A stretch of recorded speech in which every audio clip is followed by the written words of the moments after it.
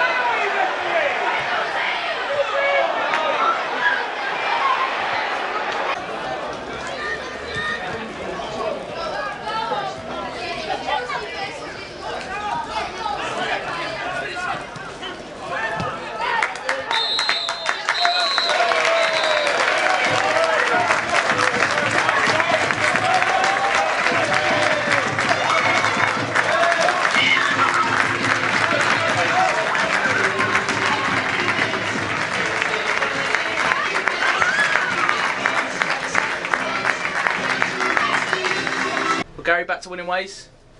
You promised changes. You got them. Were you happy with the boys that come in?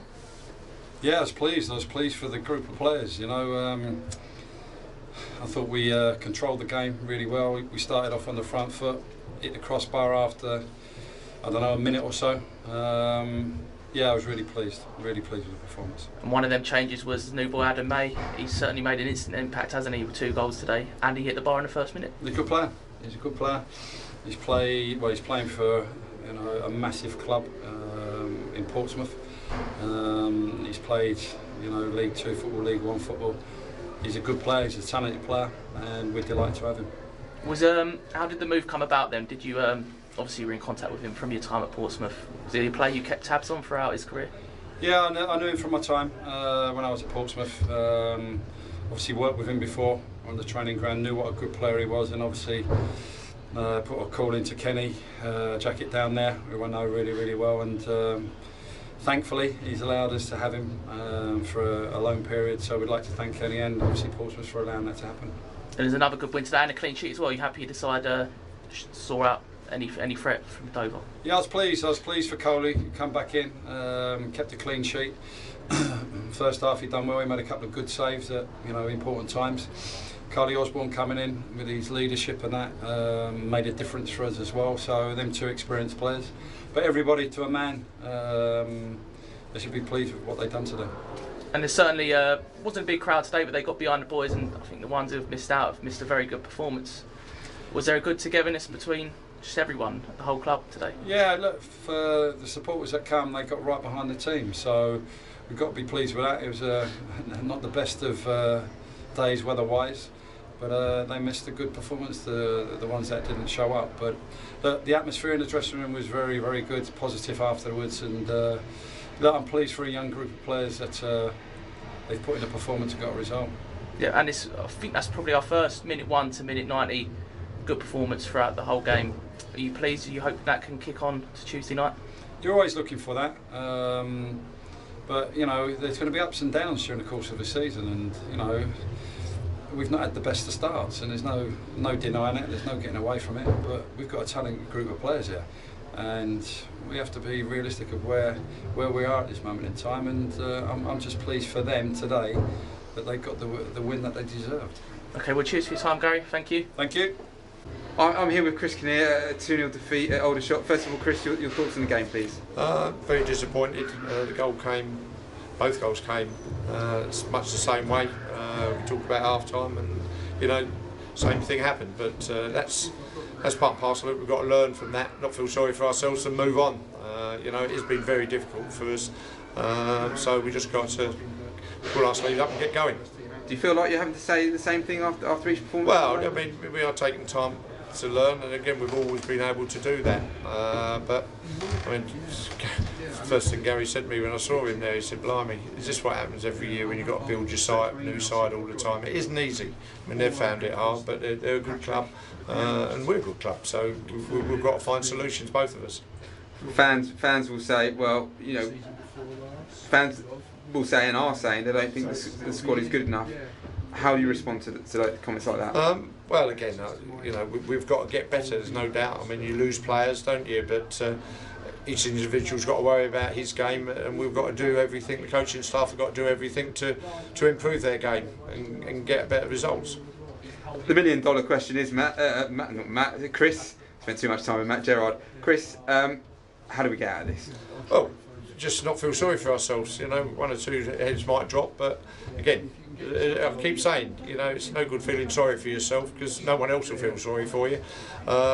Confidence is the thing that individually you've just got to get over that. That's part of football. No one wins every game. All right, we are on an iffy run, but that's part and parcel of it. You're a bigger man if you get out of it, and that's what we just got to keep pushing the players to do. You signed Bradley Barry yesterday. Can we expect more transfer activity in and out this week? Yes, definitely. There's going to be more transfer, and we talked about it before the game, and that's what's going to happen. And Sutton next on Tuesday night, another tough away trip. Yeah. I mean, you know, they play different, obviously, to Aldershot.